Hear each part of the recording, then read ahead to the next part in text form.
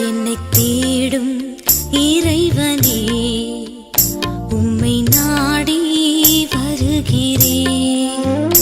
என்னை தேடும் இறைவனே, உம்மை நாடி வருகிறேன். இன்றைய தியானத்தின் தலைப்பு மாயமற்ற அன்பு. வாசிக்க வேண்டிய திருமறை பகுதி ரோமர் 12ஆம் அதிகாரம் வசனங்கள் 9 முதல் 21 வரை. மாயமற்ற அன்பு. உங்கள் அன்பு மாயமற்றதாய் இருப்பதாக. ரோமர் 12:9. கிறிஸ்தவ பண்புகளில் அன்பு மிக மிக முக்கியமானது என்பதை நாம் அறிவோம். ஆனால் அந்த அன்பு தூய்மையானதாய், பதில் நன்மை எதையும் எதிர்பாராத தன்னலமற்றதாய் இருக்க வேண்டும். முகஸ்துதி போன்று போலியானதாய் இருக்கக்கூடாது. நாகமான் வீட்டில் பணிபுரிந்த சிறு பெண் உண்மையிலேயே தன் எஜமானை நேசித்து அவனுக்கு நன்மை செய்ய நாடினாள். ஆனால் எலிசாவின் வேலைக்காரன் கேயாசியோ தன் எஜமானுக்கு விருப்பம் இல்லாததை செய்தான்.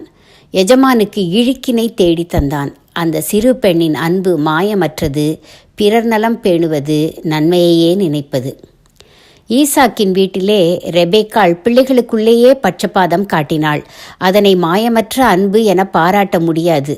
அதே போல யாக்கோபுவும் அண்ணனுடைய பசியை தன்னலமாக தனக்கு சாதகமாக பயன்படுத்தி கொண்டான். அங்கே உண்மையான அன்பு தொலைந்து போய்விட்டது. மேலும் யாக்கோபு மாமன் வீட்டுக்கு ஓடிப்போன போது அவனும் மாமனான லாபாலும் ஒருவர் மீது ஒருவர் காட்டிய அன்பு உண்மையற்றது. ஒருவரை ஒருவர் சமயம் பார்த்து ஏமாற்றும் அன்பாகவே இருந்தது. அதே போல லேயாளும் ராகேலும் போட்டி போட்டுக்கொண்டு தங்களுடைய பணிப்பெண்களை யாக்கோபுவுக்கு மனைவிகளாக கொடுத்தது பொறாமையின் விளைவே. இது தொடர்கதையாக யாக்கோபு யோசேப்பை பட்சபாதமாய் அதிகமாய் நேசிக்க வைக்கிறது. இந்த மாதிரியான மாசு படிந்த அன்பை திருமறை மனிதர்களிடம் ஆங்காங்கே காண்கிறோம்.